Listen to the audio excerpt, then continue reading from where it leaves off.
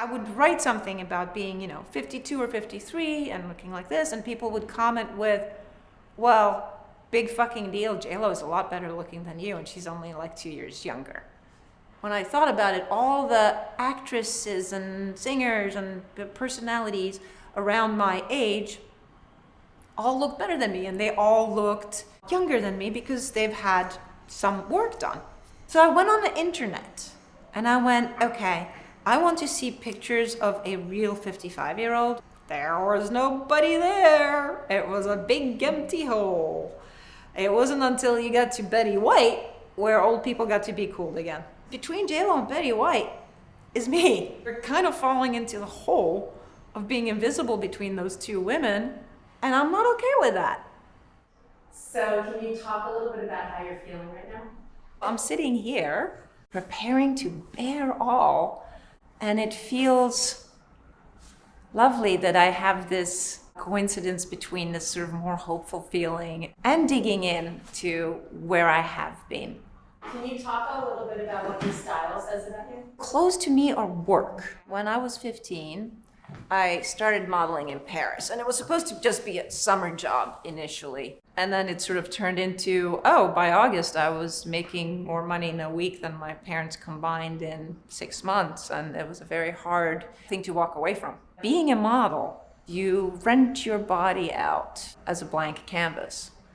And then you get poked and prodded and pushed around and shoved. We're one-dimensional creatures. You don't often see us in real life. You see us on flat photos.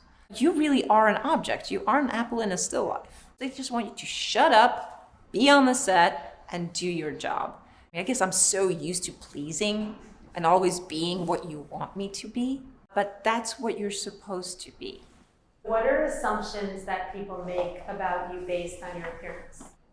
When I meet people who know my career, who are my age, and they know who I am, they will have one or the other image of me. Either I'm the hot babe in Sports Illustrated or the ice queen in Estee Lauder. Honestly, I was neither. I was exactly what I am now, basically a slightly goofy nerd. I would say at around the age of 45, I started noticing that the way I was perceived was slightly different than what I had become used to. And then I would put photos of myself in bikinis. All of a sudden, I started getting the influx of, are you a little desperate there, Grandma? How about you cover up and spare us the look of your poor aging body? I was sort of getting relinquished to the invisible women category. It dawned on me that when you walk down the street, when you're a younger woman, it's like every man passes you and goes, is she fuckable? Now you can most definitely walk down the street without having anybody bounce anything off of you. Like people will literally just walk into you. And you think, hold on a second. I am actually a far more interesting person than I've ever been. And this is where you don't want to see me anymore because I've aged out of being physically appealing to you. So what would you say has been your biggest struggle? I had gone through my childhood being extremely seen, but absolutely unheard. It's been sort of the bane of my existence. When I was 3 years old, my parents left me. They left the political system, communism in the Czech Republic. They started using public opinion to help their cause. Got a lot of Swedish people to sign on the cause of reuniting my parents with little Paulina.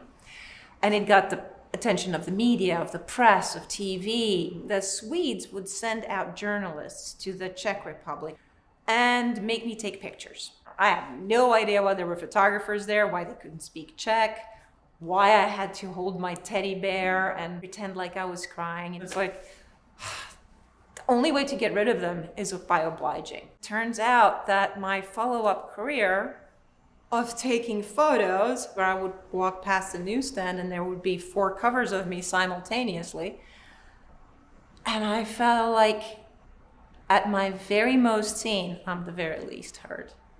Can you talk a little bit about menopause, just the different things that you're experiencing, I'm assuming?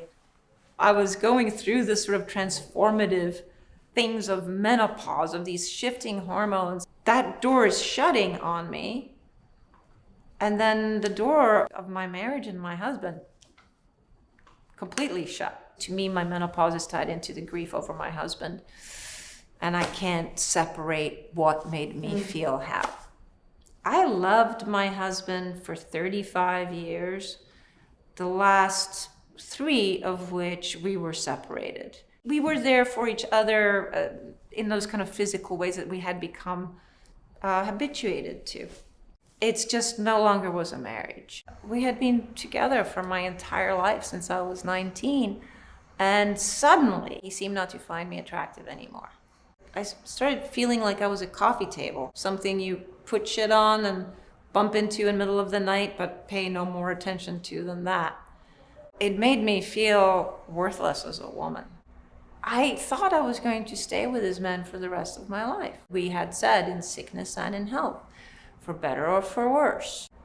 But then it was neither. It was nor better nor worse. He just stopped seeing me. He never actually heard me. What do you mean by he never heard you? Well, for that I would have to go back to the beginning of my marriage, in which my husband always saw me. And it made me feel so loved because my parents never saw me. And so I finally found somebody who could see me, did see me, and wanted me. And that solved my problems for like ever. And then you start growing up. And I realized that I wanted my partner, my husband, to listen to me so that he could see that I'm no longer just the hot model that he had married, but there was, other things about me that I thought were valuable. Like what? Pretty much everything else but my looks, honestly. I had thought I was boring for 30 years because my husband made me feel boring, because whenever I would speak, he would just yawn and look around and completely dismiss me. I sort of went with that for a while till I could no longer take it. I started changing the rules on what our marriage was supposed to be. And then he started changing his rules too. Oh, well, if you're gonna be demanding and a bitch, well, then I'm not gonna touch you. And I thought, one brilliant last idea. What if I give him the ultimatum before I'm finished? When I still love him, when I still want to make this work, that might snap him out of it. And I said, I'm really unhappy and you don't seem to want to work on anything. And so I think maybe we should be heading towards separation, maybe divorce. He just looked at me really coldly and said, well, seems like your mind's made up, so whatever. And that was it. I really, really couldn't believe it. That was it. That was all the fight he was going to put up for me. How did you respond? Like this. Started bawling, ran off. It didn't feel like there was anything else I could do. And that left me with some serious questions of my value as a woman. So there was my husband who died, and then I fell in love very much with somebody else. And he left me. This was 2 men, the only 2 men I had been with in 37 years, that both thought that I was not worthy to stay for. So that's something that I still battle with. Am I worthy of love? It seems not. The available pool of men that are interested in a 50, 60-year-old woman is a muddy puddle. The ones that are out on the market now are on the market for a reason. And the fact that they would really rather date a woman 20 years younger. Not that many guys that are smart enough and brave enough to date women their age. We have so many more demands because we know who we are. So I'm trying to find, cobble together, assemble a new me who won't give a fuck. When was the last time you cried? 2 years ago, I would say I cried every single day. It was more about the times I didn't cry, which were like maybe 30 minutes in between breakfast and lunch. And then, it was like I just cried the entire time. What started it? My husband's death.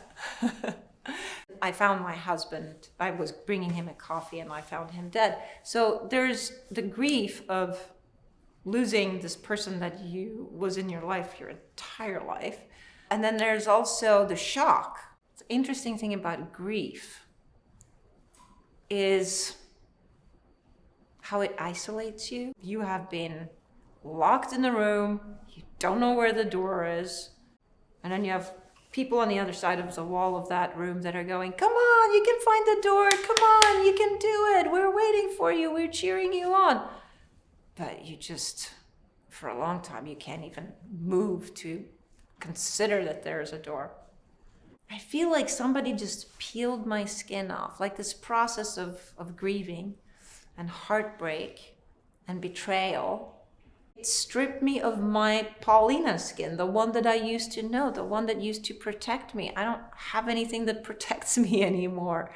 Things hurt much more, but I can also feel the joy much more. I can feel everything. Every breath of wind and every sliver of sunshine and every little cool shadow of the night. I just feel.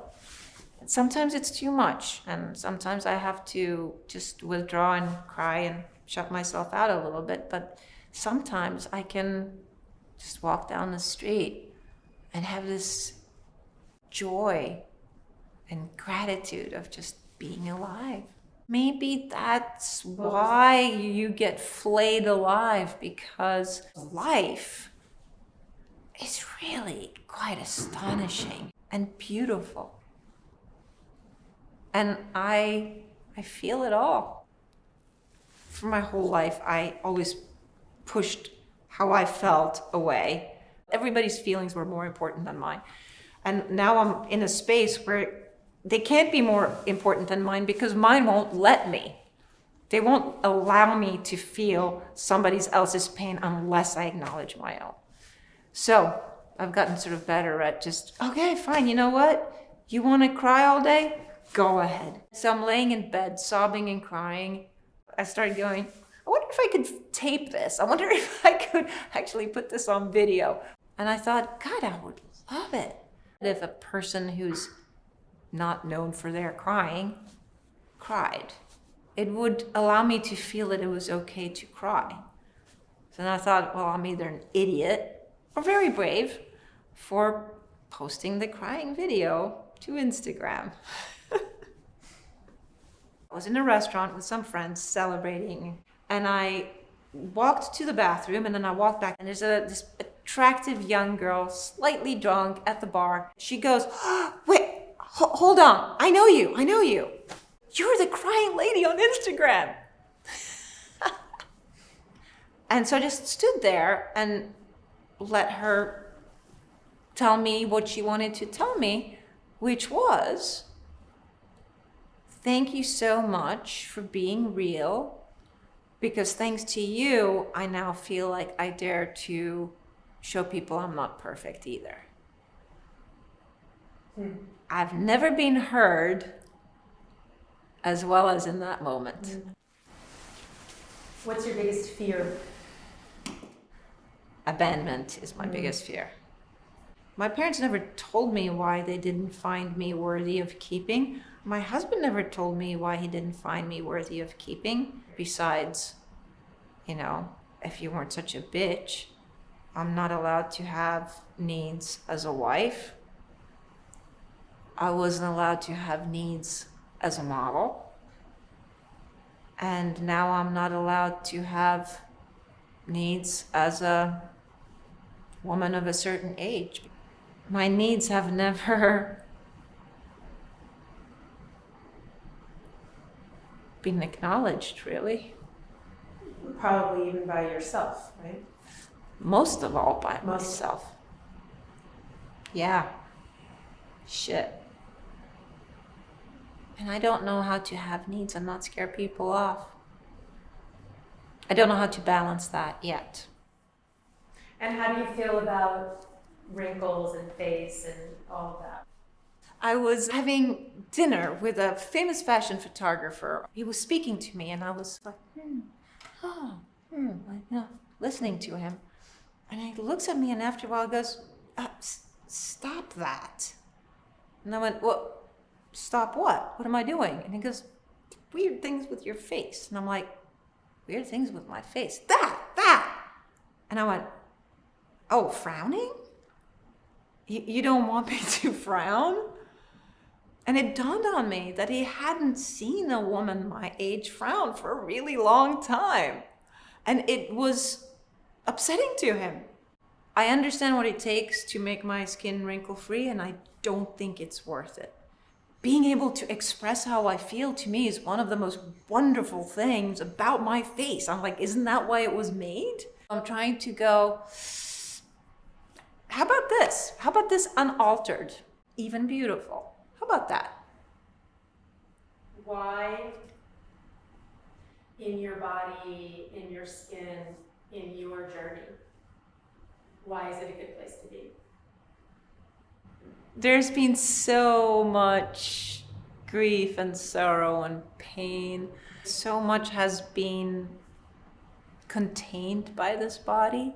I feel like it needs to be aired out a little bit. I think I need to wash it with some soap inside, and then I need to like stick it out on a windowsill and like let the air flow through it, and then I'll reclaim it. But right now it's like, oh, the insides are like, it's tar. As much as I embrace this body and as much as I'm proud of who I am, I'm also broken. And I'm assembling myself, so it's not the greatest place to be yet. It will be though. It'll be pretty freaking awesome. I love that. I love the size of your smile as you're saying that. How do you feel? I feel great. I feel like I took a really deep dive into me, and this is the kind of shit I think about all the time, but nobody listens to me and nobody asks me questions, so this was really rewarding. I'm so glad you feel that way. I do. Thank you to our partner Bonafide for standing with us in our pursuit to destigmatize menopause and defy ageism taboos. When I was going through menopause about 10 years ago, I felt very overwhelmed with having nowhere to turn in terms of understanding what was happening to me, how to deal with the symptoms. And I really wish that there was a company like Bonafide making organic and natural products that would have helped me in so many ways that I didn't have at that time. All Bonafide products are scientifically validated and recommended by over 8,000 doctors across the country. And they offer hormone-free relief from menopausal symptoms like hot flashes, night sweats, and vaginal dryness. Save up to $30 a month when you bundle 2 or more of your favorite Bonafide products together and opt for a bundle subscription. Bonafide wants you to find relief from menopausal symptoms so that you don't have to suffer through it like so many people have. If you're interested in a naturally derived but effective solution to menopause, try 20% off your first subscription with code STYLELIKEYOU today. Thank you for tuning into this week's episode with Paulina Porizkova. For more episodes or interviews like this, subscribe to Style Like You. And don't forget to click the bell so you're notified when we drop a new episode on Thursdays. Okay, and then we just blow a kiss.